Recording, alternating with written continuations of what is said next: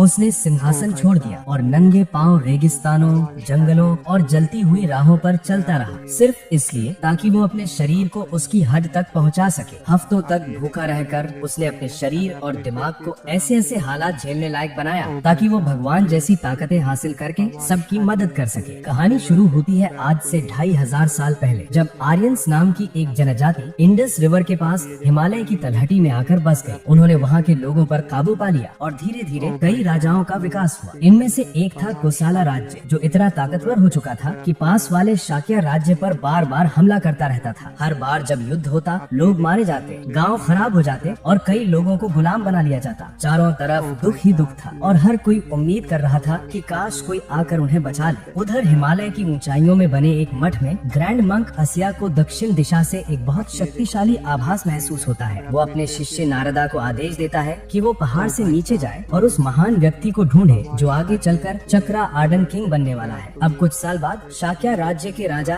King सोडाना अपने रोज के शिकार के लिए जंगल में गए होते हैं। तभी वो एक अजीब करिश्मा देखते हैं। जंगल के सारे जानवर उनके आसपास शांति से इकट्ठा हो जाते हैं बिना किसी डर के। तभी एक संदेश वाहक आता है और बताता है कि रानी ने उन्हें तुरंत बुलाया है। राजा फौरन महल लौटते हैं, जहाँ उनकी पत्नी क्वीन माया बताती है कि उन्हें एक दिव्य स्वप्न आया। एक विशाल सफेद हाथी जिसके 6 दांत थे, वो उनके शरीर में प्रवेश कर गया। ये सुनकर सोडाना खुश हो जाते हैं। वो उन्हें अपना जंगल वाला चमत्कार बताते हैं और कहते हैं कि लगता है धरती का हर जीव जंतु उन्हें आशीर्वाद दे रहा है। वो नदी की तरफ इशारा करते हुए कहते हैं, इस मौसम में तो सूखा पड़ जाता है, लेकिन इस बार कुछ भी ऐसा नहीं है। ये सब उस बच्चे की वजह से है जो जल्द ही पैदा होने वाला है। इधर महल के बाहर शाक्य के सैनिक कुछ कैदियों को लेकर गलियों से गुजर रहे थे। इसी दौरान एक छोटा सा गुलाम लड़का चपरा उन्हें देख लेता है और पास जाने की कोशिश करता है, लेकिन गलती से स्थानीय गुंडों से टकरा जाता है। वो उसकी टोकरी में रखी कीमती चीजें देखकर उसे धमकाते हैं कि अगर जान बचानी है तो सब सौंप दो। चपरा तुरंत भाग लेता है और गुंडे उसके पीछे दौड़ पड़ते हैं। भीड़ भाड़ वाली गलियों में दौड़ते दौड़ते वो एक तंग गली में घुसकर सांस ले ही रहा था कि अचानक एक छोटा लड़का टाटा उसके ऊपर कूद पड़ता है और उसके हाथ से कपड़ा छीनकर भाग जाता है। बाद में जब चपरा अपने मालिक को ये बात बताता है तो बेचारे बच्चे को खूब कोड़े मारे जाते हैं। उसकी माँ जैसे ही ये सुनती है, वो दौड़ कर आती है और मालिक से कहती है कि सजा उसे दे दी जाए, लेकिन मालिक मना कर देता है और कहता है कि औरत उनकी संपत्ति है। फिर थोड़ी दया दिखाते हुए चपड़ा को 3 दिन देता है कि वो कपड़ा वापस ला कर दे, वरना वो उसकी माँ को बेच देगा। चपड़ा ये सोच कर ही टूट जाता है। मार्केट से गुजरते वक्त उसे वही कपड़ा एक दुकान में दिखाई देता है। वो उसे चुराने की कोशिश करता है, लेकिन तुरंत पकड़ लिया जाता है और बहुत बुरी तरह पीटा जाता है। किसी तरह लड़खड़ाता हुआ वो सीढ़ियों से नीचे गिर जाता है और दर्द में वो मन ही मन कसम खाता है कि चाहे कुछ भी हो जाए वो गुलाम व्यापारियों को उसकी माँ को बेचने नहीं देगा। तभी ऊपर दीवार पर टाटा फिर दिखाई देता है। इस बार वो अपने दोस्तों के साथ था और चपरा को देखकर हंसने लगता है। चपरा उससे कपड़ा वापस मांगता है, लेकिन टाटा और जोर से हंसने लगता है और अपने दोस्तों को उस पर हमला करने को कहता है। चपरा कुछ लड़कों को मार कर गिरा देता है, लेकिन उनकी संख्या ज्यादा होने की वजह से वो उसे जमीन पर गिराकर बुरी तरह पीट देते हैं। जमीन पर पड़े हुए चोटों से भरे चपरा की सांसें भी मुश्किल से चल रही थी। वो रोते रोते टाटा से कपड़ा लौटाने की भीख मांगता है और उसे बताता है कि अगर उसे कपड़ा नहीं मिला तो उसकी माँ को बेच दिया जाएगा। थोड़ी देर बाद चपरा एक टूटी फूटी झोपड़ी के अंदर होश में आता है और सामने टाटा को खड़ा देखता है। टाटा तुरंत अपनी बहन को आवाज लगाता है कि वो आकर चपरा के जख्मों का इलाज करे। थोड़ी देर बाद उसकी बहन आती है और चपरा को एक कड़वी दवाई पिलाती है जो उन्होंने आसपास मिल जाने वाली जड़ें उबाल कर बनाई थी। दवाई के बाद टाटा अपना नाम बताता है और बोलता है कि वो कपड़ा जो उसने छीना था वो पहले ही बेच चुका है। ये सुनते ही चपरा गुस्से में चिल्ला पड़ता है, लेकिन टाटा की बहन उसे झट से रोकती है और कहती है कि उनका गुजारा ही चोरी करके चलता है और मजाक उड़ाते हुए बोलती है कि शायद वो गली में खड़े खड़े सपने देख रहा था और कोई उसका सामान ले उड़ा। चपरा उन्हें बताता है कि उस कपड़े की वजह से वो शायद अपनी माँ को कभी नहीं देख पाएगा। ये सुनते ही टाटा और उसकी बहन दोनों का चेहरा उतर जाता है। धीरे से टाटा कहता है कि वो चपरा की माँ को छुड़ाने में उसकी मदद करेगा।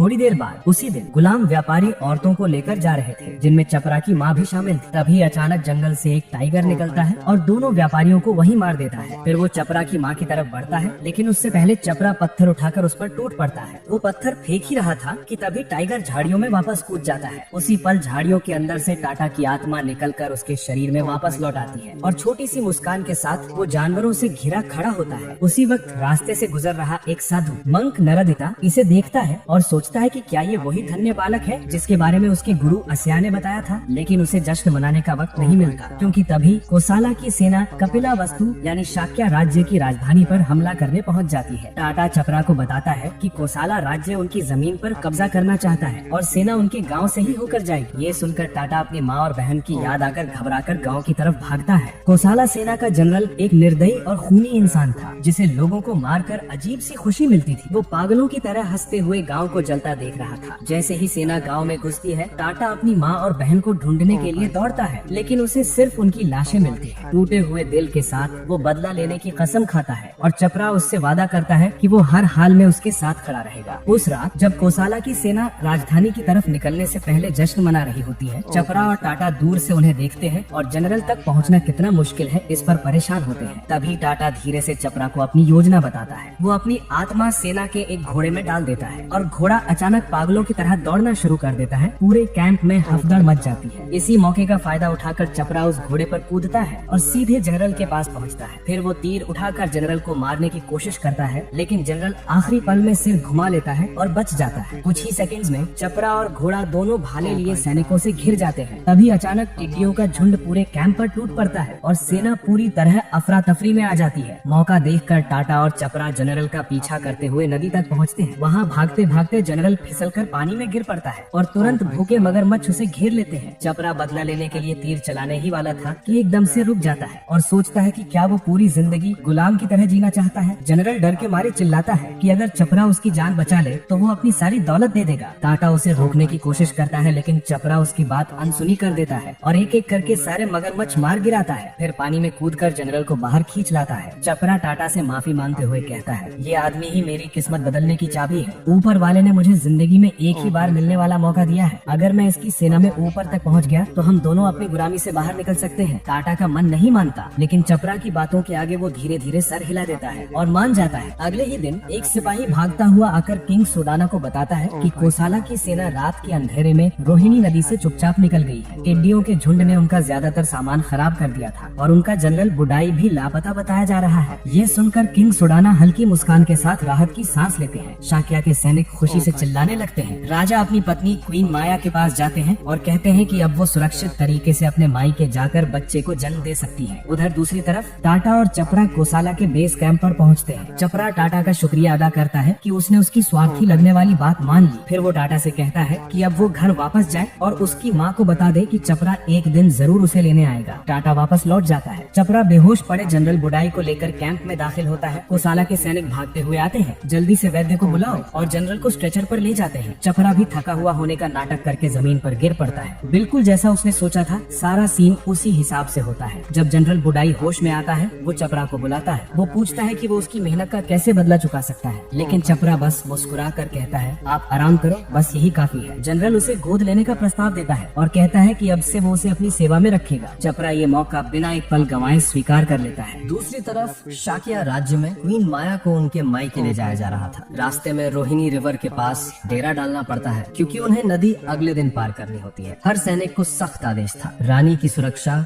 सबसे जरूरी है। सुबह होते ही सूरज की पहली किरणें पड़ते ही पेड़ के नीचे ढेर सारे जानवर इकट्ठा होने लगते हैं और तभी साफ हो जाता है कि बच्चे का जन्म हो चुका है। क्वीन माया अपने नवजात बच्चे को देखकर कहती है, सारा संसार तुम्हें आशीर्वाद दे रहा है। लेकिन जैसे जैसे वक्त बीतता है, उनकी तबीयत खराब होने लगती है। सैनिक उन्हें और बच्चे को तुरंत महल वापस ले जाते हैं। किंग सोडाना भागते हुए पहुंचते हैं। क्वीन माया राजा से कहती हैं कि वो बच्चे को देखें और उससे विनती करती हैं कि बच्चे का नाम सिद्धार्थ रखा जाए। राजा मुस्कुराते हुए कहते हैं, ये नाम बहुत मजबूत है, जिसका मतलब है वो जिसने अपना लक्ष्य पा लिया। धीरे धीरे उनकी सांसें कमजोर होने लगती हैं। वो बच्चे का चेहरा सहलाती हैं और फिर दुनिया से चली जाती हैं, सिद्धार्थ को उसके पिता की जिम्मेदारी में छोड़कर। कुछ समय बाद महान भिक्षु असिया सिद्धार्थ को देखने आते हैं। जैसे ही उनकी नजर बच्चे पर पड़ती है, वो स्तब्ध रह जाते हैं। सिद्धार्थ एक उंगली आसमान की तरफ और एक जमीन की तरफ उठाया था। असिया कहते हैं, ये बच्चा न धरती पर किसी के बराबर है, न आसमान में। ये बड़ा होकर चक्र किंग बनेगा। बस अफसोस, मैं उस दिन तक जिंदा नहीं रहूंगा। 10 साल बाद सिद्धार्थ के कमरे में नाचने गाने वाले आए होते हैं, लेकिन वो कुछ देर में ही ऊब जाता है और बाहर निकल जाता है। उसी समय 2 शाही सेवक विजियर और गातिनी उसे ढूंढते हुए आते हैं क्योंकि राजा ने बेटे को बुलाया था। सिद्धार्थ अचानक पेड़ के पीछे से आवाज लगाता है और पूछता है, वो 4 वर्णा वाला सिस्टम फिर से समझाओ। दोनों समझाने लगते हैं। सबसे ऊपर होते हैं ब्राह्मण्स, भिक्षु जो देश की समृद्धि के लिए प्रार्थना करते हैं। सिद्धार्थ हंसते हुए कहता है, सिर्फ दुआओं से कोई देश आगे नहीं बढ़ता। फिर वो बताते हैं कि उसके पिता यानी राजा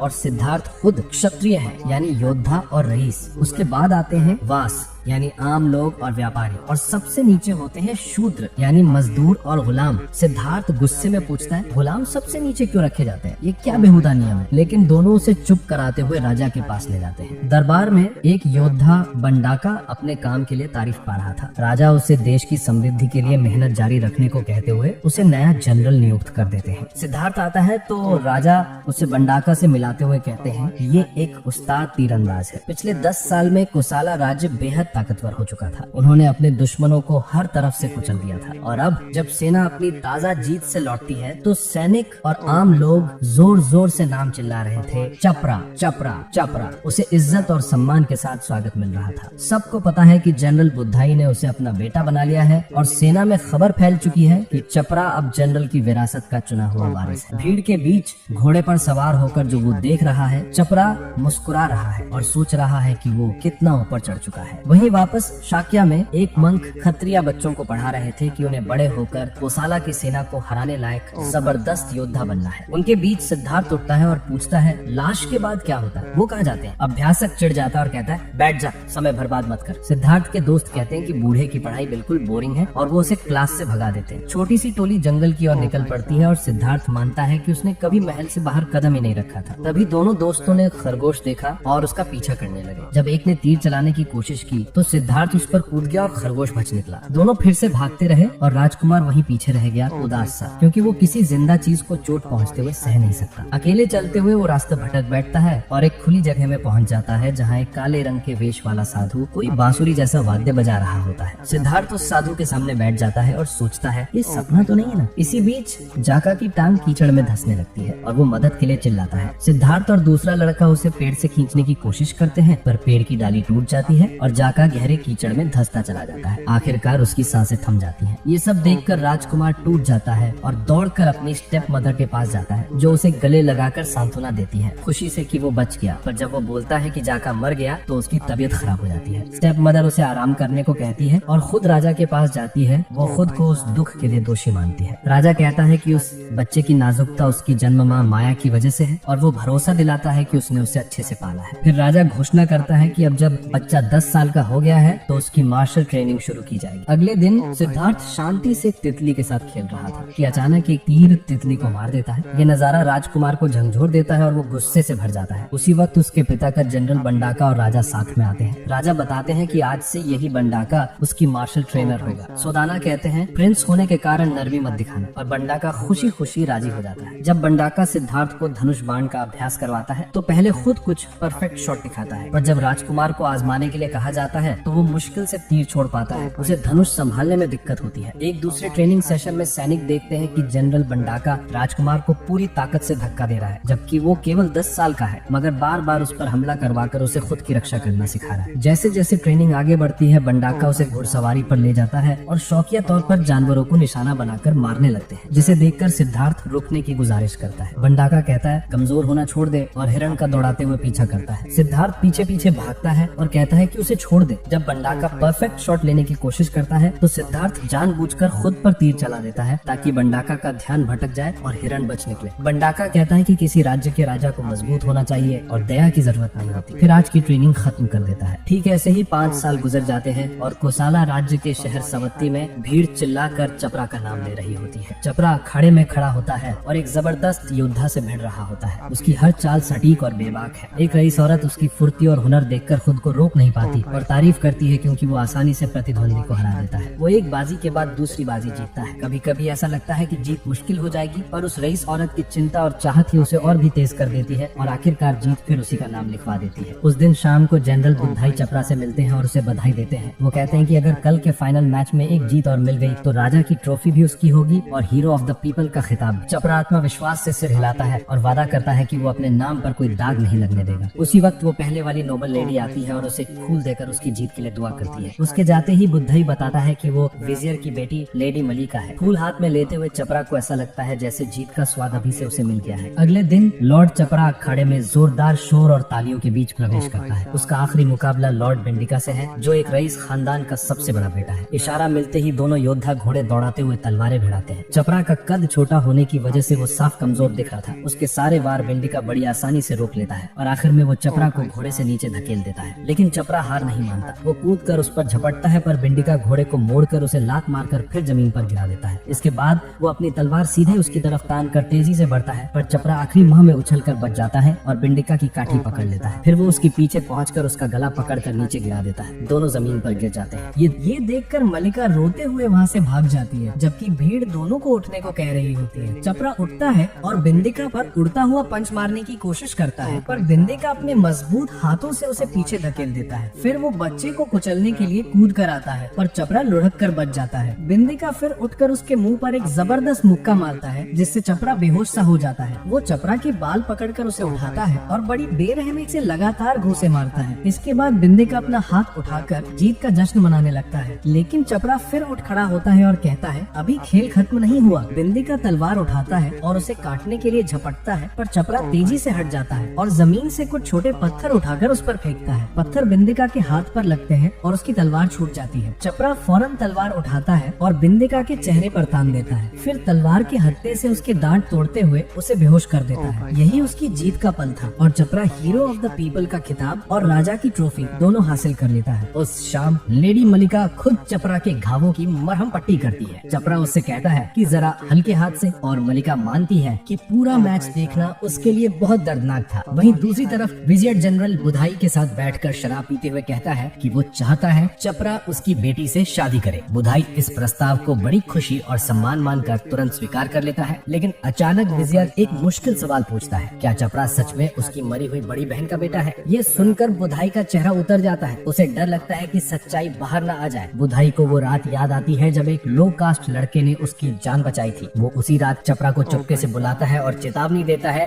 कि अगर किसी को पता चल गया कि वो एक शूद्र पैदा हुआ था तो दोनों की जिंदगी बर्बाद हो जाएगी, इसलिए इस राज को किसी भी कीमत पर छिपाए रखना होगा। बुधाई ये कहकर चला जाता है। उधर शाक्य राज्य में सिद्धार्था अब एक जवान और सुंदर राजकुमार बन चुका है। ट्रेनिंग में वो जनरल बंडाका को बहुत प्रभावित करता है, यहाँ तक कि शाक्य के सैनिक भी हैरान होते हैं कि वो कितनी तेजी से इतना मजबूत हो गया है। किंग सुदाना अपने बेटे को सिर्फ 15 साल की उम्र में इतना उत्कृष्ट देखकर गर्व महसूस करता है और बंडाका भी उसकी प्रगति से खुश था। शाम को हमेशा की तरह सिद्धार्था चुपके से बाहर निकल जाता है और शाही पहरेदार उसके पीछे भागते हुए उसे वापस लाने निकल पड़ते हैं। सिद्धार्था आसानी से पहरेदारों को पीछे छोड़कर भाग निकलता है। घोड़े को तेज दौड़ाते हुए जब वो शहर के बीच से गुजर रहा था, तभी उसे एक दुखी जोड़ा मिलता है जो अपने बच्चे की मौत पर रो रहा था। कुछ देर बाद कुछ और लोग बाहर आते हैं, बीमार, थके हुए और समाज से निकाले गए लोग। वो सिद्धार्था से दया की भीख मांगते हैं। बिना एक पल सोचे सिद्धार्था अपने रेशमी कपड़े और कीमती गहने उतार कर फेंक देता है। स्लम के गरीब लोग उन चीजों को उठाने के लिए टूट पड़ते हैं। इसी बीच कुछ स्थानीय गुंडे वहाँ पहुँच जाते हैं। वो बीमार लोगों को लात मारकर दूर करते हैं और बोलते हैं कि मरते हुए लोगों को इन चीजों का क्या फायदा, और खुद सब लूट लेते हैं। लूटने के बाद उनकी नजर सिद्धार्था पर पड़ती है। वो उसकी तरफ बढ़ते ही हैं कि अचानक एक औरत आकर चिल्लाती है, लड़के को हाथ मत लगाना। गुंडे उसे अपनी बहन कहते और बहस करने लगते हैं, पर वो डरावने लहजे में बोलती है कि अगर किसी ने लड़के को छुआ तो सबकी गर्दन उड़ जाएगी। गुंडे परेशान होकर पीछे हट जाते हैं। औरत मुड़कर सिद्धार्था से कहती है कि वापस चल, सब उसे ढूंढ रहे हैं। सिद्धार्था उसे रोकना चाहता है। वो रुककर अपना नाम बताती है, मिगुएला। वो सिद्धार्था को समझाती है कि इन लोगों को चीजें देने से कुछ नहीं बदलेगा। ये सब आधे मरे हुए लोग हैं, अपने परिवारों द्वारा छोड़े गए, बस मौत का इंतजार कर रहे हैं। वो कहती है कि तू महल के बाहर की जिंदगी को समझ नहीं सकता। ये सुनकर सिद्धार्था गुस्सा हो जाता है और पूछता है, तो क्या तू वो दुनिया जानती है जो मैं नहीं जानता? अगले दिन मिगुएला सिद्धार्था को पूरे शहर में घुमाती है। जगह जगह बुरी हालत में लोग देखकर सिद्धार्था उदास हो जाता है। मिगुएला उसे बार बार आगे बढ़ने को कहती है, लेकिन सिद्धार्था बार बार रुककर उनकी तरफ देखता रहता है। फिर सिद्धार्था एक दास को देखता है जिसे सिर्फ एक फल चुराने की कोशिश करने पर बुरी तरह पीटा जा रहा था। ये देखकर वो रो पड़ता है। पहली बार उसे समझ आता है कि उसके लोग कैसी तकलीफों में जी रहे हैं। मिगुएला उसे समझाती है कि मरना सबको है, चाहे कास्ट हो या स्टेटस, सब इंसान है। उसी दोपहर ट्रेनिंग में सिद्धार्था का मन नहीं लगता और वो जल्दी निकल जाता है। वो कहता है आज का दिन बहुत खूबसूरत है और घोड़ा दौड़ाते हुए मिगुएला के पास पहुंच जाता है। दोनों शहर घूमते हैं और नाव पर बैठकर सब देखते हैं। मिगुएला उसे पूछती है, तू मेरे साथ ऐसे आराम से घूम रहा है, तुझे पता है ना कि मुझसे तुझसे बात करने तक की इजाजत नहीं होती। सिद्धार्था मुस्कुराकर याद दिलाता है, तूने ही कहा था ना कि हम दोनों इंसान हैं। ये सुनते ही मिगुएला उसे पानी में धक्का दे देती है और हंसते हुए कहती है, चल तैर। पास ही छुपकर जनरल बंडाका ये सब देख रहा था। कुछ देर बाद प्रिंस को राजा के सामने बुलाया जाता है। राजा पूछता है कि क्या वो एक नीची जात की लड़की के साथ घूम रहा था। सिद्धार्था को ये सुनकर गुस्सा आ जाता है। वो चिल्लाकर कहता है कि मिगुएला को नीची जात बोलना उसे बर्दाश्त नहीं। राजा भी चिल्लाता है, तू इस राजा का वारिस है, तुझे देश को मजबूत बनाना है। फिर राजा उसे महल से बाहर निकलने पर रोक लगा देता है। बंडाका ये सब सुनकर बाहर खड़ा मुस्कुरा रहा होता है। शाम होते होते होते मिगुएला नदी के किनारे खड़ी उसकी खूबसूरती देख रही होती है। तभी जनरल बंडाका अपने आदमियों के साथ पहुंचकर उसे गिरफ्तार कर लेता है। फिर उसे सजाए मौत के लिए एक क्रॉस पर बांध देता है। वो चिल्लाती है, सिद्धार्था सिद्धार्था। उधर सिद्धार्था पहरेदारों से छूटकर भागता है। अपने पिता के पास पहुंचकर चिल्लाता है, आपने मिगुएला को क्यों पकड़ा? उसे छोड़ो। राजा कहता है कि वो मीटिंग में है, पर सिद्धार्था चिल्लाकर कहता है, उसे अभी के अभी छोड़ दो। राजा पूछता है, तू उस औरत डाकू की बात कर रहा है? सिद्धार्था गुस्से में कहता है, अगर आपने उसे मारा तो मैं आपको माफ नहीं करूंगा। लेकिन राजा तब भी नहीं मानता है। तभी सिद्धार्था सबके सामने अपनी तलवार निकाल लेता है और चिल्लाता है, क्या किसी से प्यार करना आपको इतना बुरा लगता है? अपने बेटे को नफरत से भरा देख सुदाना राजी हो जाता है कि उसे छोड़ दिया जाए। बस ये शर्त रखता है कि सिद्धार्था को पड़ोसी देश की प्रिंसेस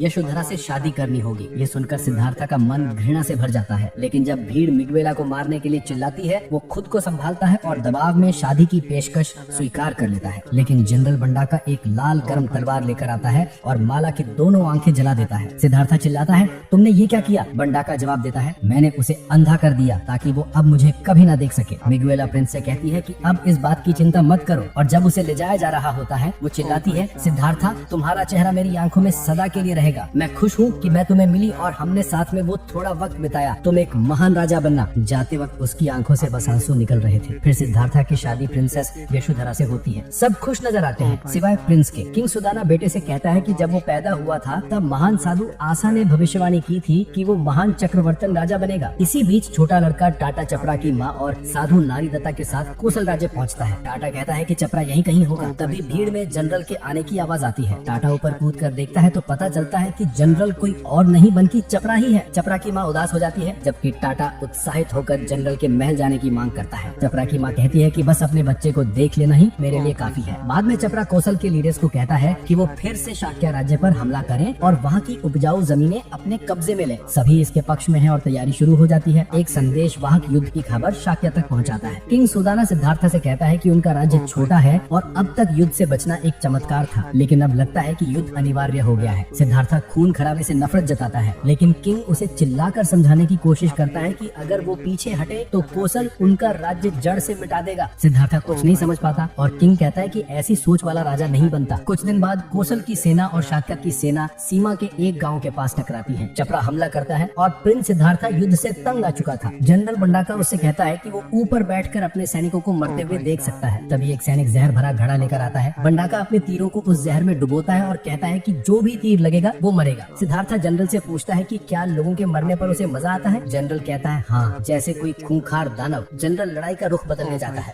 जैसे ही युद्ध जोर पकड़ता है, चपरा बर्बरता से हमला करता है और सिद्धार्था खुद मैदान में उतर आता है। जनरल बंडाका और चपरा काफी सैनिकों को मार गिराते हैं। सिद्धार्था चिल्लाता है कि सब रुक जाओ। तभी कुछ दुश्मन सैनिक उसे घेर लेते हैं और उसके अपने सैनिक उसे बचाने के लिए मर जाते हैं। जनरल बंडाका देखता है कि चपरा सीधे सिद्धार्था की तरफ बढ़ रहा है। वो पीछे पीछे चपरा के पीछे चलता है। बंडाका चपरा पर तीर चलाता है, लेकिन चूक जाता है। वो मानता है कि कौशल के इस योद्धा की ताकत कम नहीं है और कहता है कि आम स्ट्रेटेजी से उसे मात नहीं दी जा सकती। फिर उसके दिमाग में एक चालाकी भरा प्लान आता है। बंडाका एक दुश्मन की लाश उठाकर और घोड़े पर सवार होकर चपरा के सामने रख देता है, जैसे कोई साथी हो। जैसे ही वो चपरा के आगे निकलता है, वो घोड़े को घुमाकर चपरा की तरफ तीर छोड़ता है। वो तीर जहरीला होता है, लेकिन चपरा गिरने की बजाय तीर को जोर से निकाल फेंकता है और पलटवार करता है, जिससे बंडाका घोड़े से गिर जाता है। इसके बाद छपरा सीधे सिद्धार्थ की तरफ बढ़ता है, जबकि बंडाका सोचता रहता है कि उसका जहर काम क्यों नहीं कर रहा। छपरा पूरी रफ्तार से सिद्धार्थ पर टूट पड़ता है, लेकिन आखिरी पल में सिद्धार्थ दया से भरी निगाहों से उसे देखता है। उसके चारों ओर एक रौबदार चमक होती है। तभी बंडाका का जहर अपना असर दिखाता है और छपरा का हमला चूक जाता है। छपरा घोड़े से गिरता है और सोचता है कि उसने जो दिव्य शक्ति महसूस की थी वो सिद्धार्थ की आंखों में थी, जो उसकी आत्मा तक को छू गई। वो सोचता है कि शायद वो मरने वाला है। छपरा जहर से कांपता हुआ जमीन पर गिरता है तो बंडाका जोर से दम भरता है कि उसी ने दुश्मन के जनरल को गिराया है और अपनी सेना से कहता है कि दुश्मन को कुचल दो। इसी बीच दोनों सेनाएं पीछे हट जाती हैं। पीछे छोड़ जाती हैं सिर्फ मौत और दर्द। कोशला में बुधई के घर पुजारी कहता है कि जहर छपरा के पूरे शरीर में फैल चुका है और उसे बचाया नहीं जा सकता। उसी वक्त मल्लिका और उसका पिता आते हैं छपरा के बारे में पूछने। बुधई जवाब देता है कि ये चमत्कार होगा अगर छपरा कल तक जीवित रहा। ये बात सुनकर तट पर कब्जा किए हुए एक गिलहरी सी आकृति वहाँ दौड़ती है, जहाँ वो फिर अपनी असली शरीर में लौट आती है और अपनी माँ से कहती है कि छपरा को बचाया नहीं जा सकता। ये सुनते ही माँ घबरा जाती है और छपरा को देखने भागती है, इससे पहले बहुत देर हो जाए। लेकिन नरेडोताप बीच में आता है और कहता है कि उसका गुरु शायद छपरा का इलाज जानता है। टाटा जो अपनी शक्तियों से एक ही रात में हिमालय तक उड़ सकता है, संदेश पहुँचाने के लिए तैयार हो जाता है। आता है। नैराडोता एक खत तैयार करता है और टाटा को शुभकामनाएं देता है। टाटा कई जानवरों का शरीर लेकर दौड़ता है, मीलों तक भागता है और आकाश में उड़ता है। अंत में वो साधु के मंदिर तक पहुंचता है, जहां सब हैरान होते हैं जब वो मास्टर एशिया के सामने खत रखकर उतरता है। बुजुर्ग साधु खत पढ़कर हैरान हो जाता है और पहाड़ी के किनारे पर जाकर नैराडोटा को अपनी शक्तियों से एक आध्यात्मिक संदेश भेजता है। वो नाराज होकर उसे डांटता है कि इतने सारे जानवरों की जान बर्बाद करना ठीक नहीं, सिर्फ एक बच्चे को बचाने के लिए। लेकिन नैराडोता अपनी बात पर अड़ा रहता है कि उसे छपरा को किसी भी कीमत पर बचाना है। ये सुनकर मास्टर एशिया चेतावनी देता है कि इसके लिए नैराडोता को बाकी जिंदगी जंगली जानवर बनकर रहना पड़ेगा। फिर वो छपरा की माँ को इलाज की दवा बताता है। नैराडोता तेजी से दवा का नुस्खा छपरा की माँ को बताता है, फिर पागल होकर जंगल की तरफ दौड़ पड़ता है जैसे कोई कुत्ता। ये देखकर माँ की आंखों से आंसू निकल आते हैं, लेकिन राहत की सांस लेती है कि छपरा बच जाएगा। फिर बुधई के घर पर छपरा की माँ दुआ करती है कि बुधई दवा छपरा को दे। बुधई मान जाता है और जैसे ही छपरा को दवा दी जाती है, डॉक्टर हैरान रह जाता है कि छपरा ने अपनी आंखें खोली। इसी बीच सिद्धार्थ की पत्नी उससे पूछती है कि क्या वो सो नहीं रहा, क्योंकि कोई चीज उसे परेशान कर रही थी। वो बताता है कि उसे रोजाना लोगों को बीमार और मरते देख बहुत बुरा लगता है, जबकि वो कुछ कर नहीं पाता। वो सोचता है कि क्या वो कुछ कर भी सकता है या बस इसे नजरअंदाज कर दे। फिर वो उठकर कहता है कि अपनी राजा वाली जिंदगी की वजह से उसे नहीं पता था कि दुनिया में इतना दर्द और तकलीफ है। यहाँ तक कि साधारण लोग भी उससे ज्यादा जानते हैं दुनिया के बारे में। अब उसने सच जानने का ठान लिया है। फिर अपनी पत्नी से कहता है कि तुम चिंता मत करो, तुम सो जाओ। बुधई के महल में छपरा की माँ को तहखाने में बंद कर दिया गया है। बुधई छपरा से कहता है कि मल्लिका उससे मिलने आई थी। फिर जब छपरा अकेला होता है, बुधई उसे याद दिलाता है कि उसे यही कहानी सुनानी है कि वो लॉर्ड बुधई का बेटा है और अपनी पुरानी जिंदगी की सारी यादें भूल जानी है। ये सुनकर छपरा शक करता है और सोचता है कि अचानक ये बात क्यों कही गई। लेकिन जब वो सुनता है कि बुधई अपने नौकरों से कह रहा है कि उस महिला का जिक्र भी ना करे जिसने दवा लाई थी, तो उसे कुछ गलत लगने लगता है। तहखाने में दो आदमी छपरा की माँ को मारने की तैयारी कर रहे होते हैं। तभी छपरा कूदकर नीचे आता है और मोटे आदमी को धक्का मारकर गिरा देता है। वो दुबले आदमी से कहता है कि उसकी माँ से हाथ दूर रख। आदमी दंग रह जाते हैं कि लॉर्ड छपरा इस औरत को अपनी माँ क्यों कह रहा है, पर तभी छपरा तलवार निकालकर दोनों को चुप करवा देता है। फिर उसकी माँ उसे गले लगाती है और कहती है कि तुम कितने बड़े हो गए हो बेटा। लेकिन इसी खुशी के बीच छपरा देखता है कि मोटा आदमी भागने की कोशिश कर रहा है। छपरा उसे रोकना चाहता है, लेकिन उसके जख्म फिर से खुल जाते हैं और उसकी माँ उसे उठाकर सीढ़ियाँ चढ़ाती है। जब वे ऊपर पहुँचते हैं तो बुधई के आदमी उन्हें घेर लेते हैं और छपरा पर आरोप लगाते हैं कि उसने छुपाया कि वो शूद्र है। बुधई निराश होकर उसे बेवकूफ कहता है। अगले दिन अदालत में जज बुधई से पूछता है कि क्या उसे सच में पता नहीं था कि छपरा शूद्र है जब उसने उसे अपनाया था। बुधई झूठ बोलकर कहता है, जिससे अदालत में हंगामा हो जाता है। फिर गार्ड छपरा की माँ को लेकर आते हैं और उसे जज के सामने जमीन पर फेंक देते हैं। जज पूछता है कि क्या वो सच में उसकी माँ है। छपरा गुस्से में गार्डों को धक्का देता है, लेकिन माँ इनकार कर देती है और कहती है कि उसने ये लड़का एक युद्ध के मैदान में पाया था, इसलिए वो शूद्र जैसी माँ का बेटा नहीं हो सकता। जज पूछता है कि क्या वो झूठ बोल रही है, लेकिन माँ दोहराती है कि छपरा उसका बच्चा नहीं है। ये सुनकर छपरा का दिल टूट जाता है। उस वक्त छपरा कहता है कि अब तुम्हें झूठ बोलने की जरूरत नहीं है, मैं खुश हूँ कि अब मुझे डरने की जरूरत नहीं कि मेरा सच पता चल जाएगा। फिर जज पूछता है कि तो क्या तुमने अभी शूद्र होने का इजहार कर दिया। छपरा गर्व से कहता है कि हाँ,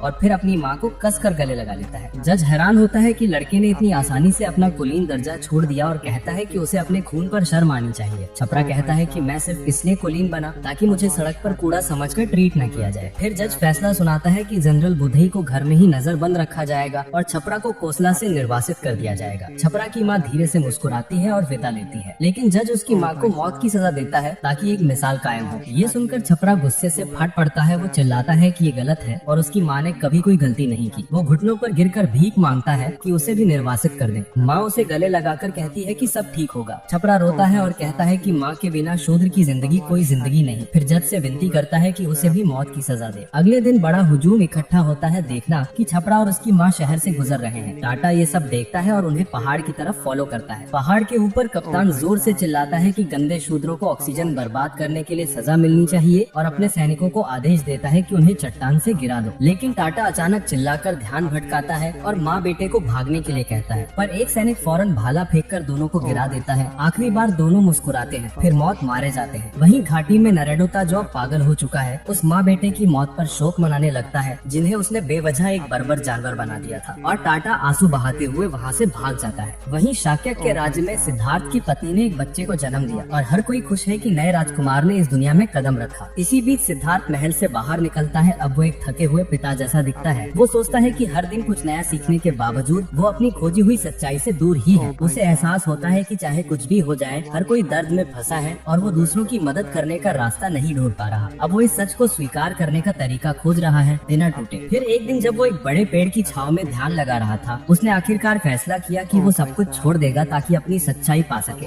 एक रात सिद्धार्थ अपने पिता को आराम से सोते देखता है और माफी मांगता है कि उसने उनका भरोसा तोड़ा। फिर वो घोड़े पर सवार होकर जंगल की ओर निकल जाता है। कुछ देर बाद उसका एक नौकर दौड़कर आता है और वापस चलने को कहता है। सिद्धार्थ उससे कहता है कि शांत हो जाओ और घोड़ा वापस घर ले जाओ। नौकर हैरानी से देखता है कि प्रिंस अपने महंगे कपड़े और गहने उतार कर नौकर को दे रहा है। फिर सिद्धार्थ तलवार निकालकर अपने सारे बाल मुंडवा देता है जैसे कोई सख्त साधु हो। वो नौकर को ये सब लेकर रानी को देने को कहता है और बताता है कि वो सच्चाई खोजने के बाद लौटेंगे। महल में रानी आंसू भरी आंखों से उसके सामान को थामे हुए है और राजकुमारी बाल पकड़कर रो रही है। इसी वक्त एक संदेश वहाँ का आता है और बताता है कि कोसला की सेना अब हमला कर रही है। उस समय राजा बंडका को बुलाते हैं और उसे कमान सौंपते हैं, लेकिन बंडका उस पर पलट जाता है और कहता है कि वो तभी कमान लेगा जब उसे अगला राजा बनाया जाएगा। राजा उसे समझाने की कोशिश करता है, लेकिन बंडका तलवार की नोक उसकी तरफ कर देता है और साफ कर देता है कि अगर उसे राजा नहीं बनाया तो उसकी जान ले लेगा। राजा मजबूर होकर उसे शाक्या का अगला राजा बना देता है। युद्ध के मैदान में कोसला की विशाल सेना आगे बढ़ रही है और बंडका शाक्या की सेना का नेतृत्व कर रहा है। बंडका के नेतृत्व में धनुर्धर दुश्मन पर तीरों की बरसात करते हैं और पैदल सैनिकों को गिरा देते हैं। बंडका खुद भी आगे बढ़कर कई सैनिकों को मार देता है। फिर कोसला के हाथी सैनिक झोंक पड़ते हैं और उसे पीछे हटने पर मजबूर करते हैं, लेकिन बंडका तीरों को चीरता है और उल्टा उन्हें दुश्मन पर वापस मारता है। फिर अपने घोड़े पर हाथी के ऊपर से कूदकर उन्हें तेजी से खत्म कर देता है। वो दुश्मनों के सामने ताकत दिखाता है, उनका मजाक उड़ाता है और चिल्लाता है कि अब से उन्हें नए राजा का नाम याद रखना चाहिए। तभी एक भाला उसके मुंह में घुस जाता है जो उसे मौत के घाट उतार देता है, जिससे युद्ध खत्म हो जाता है। कुछ समय बाद सिद्धार्थ शवों के पहाड़ के बीच चलता है और सभी के गहरे दुख महसूस करता है और धीरे से बंदाका की आंखें बंद करता है। फिर पहली बार अपने जीवन में ताली बजाता है और दिल से उन सभी खोई हुई आत्माओं के लिए प्रार्थना करता है। फिर वो उस रात से दूर चलता है जिसे कभी अपना घर कहता था। वहीं नारोटाटा जंगल में जानवर की तरह जीवन बिताता रहता है और मिगेला और टाटा भी अपने अपने रास्ते चलते हैं। सिद्धार्थ अपनी सच्ची राह खोजने के सफर पर निकल पड़ता है, जबकि उसकी माँ आसमान से उसकी देखभाल करती है। कई साल बाद एक अंधेरी रात को डाकुओं का एक गिरोह मोटे व्यापारी और उसके काफिले पर हमला करता है। डरे हुए लोग भाग जाते हैं, जबकि गिरोह का नेता जो बड़ा हुआ टाटा है डरपोकों पर हंसता है। तभी टाटा के लोगों को व्यापारी के कीमती सामान मिलते हैं और वो उसे बुलाते हैं। मिगेला भी उसकी गिरोह का हिस्सा है और वो सुझाव देती है कि लूट को पास के गांव ले जाएं जहां वो ठहरे हुए हैं, क्योंकि कोसाला फिर से शाक्या पर हमला करने वाला है। टाटा अपने सबसे अच्छे दोस्त के साथ कोसाला की बेईमानी को याद करते हुए कसम खाता है कि वो उन्हें कभी नहीं छोड़े। तभी उसकी नजर एक चट्टान पर बैठे साधु पर पड़ती है। वो पास जाकर देखता है कि वो कोई और नहीं बल्कि साधु है। वो उससे पूछता है कि क्या वो शाक्या के राजकुमार सिद्धार्था को जानता है, जो सब कुछ छोड़कर साधु बन चुका है। टाटा कहता है कि सिद्धार्थ एक मूर्ख था जो आलिशान जिंदगी छोड़कर चला गया, लेकिन ये सुनकर साधु नाराज हो जाता है और बताता है कि साधु जो ये कष्ट उठाते हैं वो बिना वजह नहीं करते, वो अगले जन्म के पुण्य के लिए ऐसा करते हैं। ये सुनकर टाटा हंस देता है और मिगेला मजाक में कहती है कि वो तो एकदम सही एस्थेटिक साधु बनेगी, क्योंकि उसकी पूरी जिंदगी तो दुखों से भरी है। फिर वो साधु को चैलेंज करती है कि अगर सच में वो मानता है कि जीवन का मकसद दुख उठाना है तो वो अपनी आंखें जलाकर साबित करे। साधु बिना हिचकिचाहट के एक मशाल लेकर घुटने के बल गिर जाता है और जलती हुई मशाल सीधे अपनी आंख में घूम देता है। अगले दिन एक शिकारी देखता है कि सिद्धार्थ के बाल साधुओं के लिए बहुत लंबे हैं। वो उसे एक रेजर देता है और घर आने का निमंत्रण भी देता है ताकि वो बाल संवार सके। अपने घर पर शिकारी सिद्धार्थ को एक नया वस्त्र देता है और कहता है कि उसके पास और कुछ देने को नहीं है। तभी एक और साधु आता है जिसकी एक आंख जली हुई है। वो पानी मांगता है। सिद्धार्थ अपना परिचय देता है और साधु सोचता है कि क्या यही शाक्या के राजकुमार है जिसके बारे में सुना था। फिर वो खुद को डिया बताता है। तभी शिकारी वापस आता है और कहता है कि उसका सबसे बड़ा बेटा असागिल भी साधु बनना चाहता है। वो उनसे कहता है कि उसे शिष्य के रूप में ले ले। सिद्धार्थ कहता है कि वो अभी कोई शिष्य नहीं ले रहा। डिया कहता है कि शायद उनकी फैमिली बस मुंह कम खिलाने के लिए ऐसा चाहती है। जैसे ही वो जा रहे होते हैं, डिया देखता है कि सिद्धार्थ उसे घूर रहा है। वो बताता है कि उसने अपनी आंख जलाई है ताकि कुछ शक करने वालों को ये दिखा सके कि वो सच्चा है। डिया बताता है कि उसकी गुरु नारोटाटा ने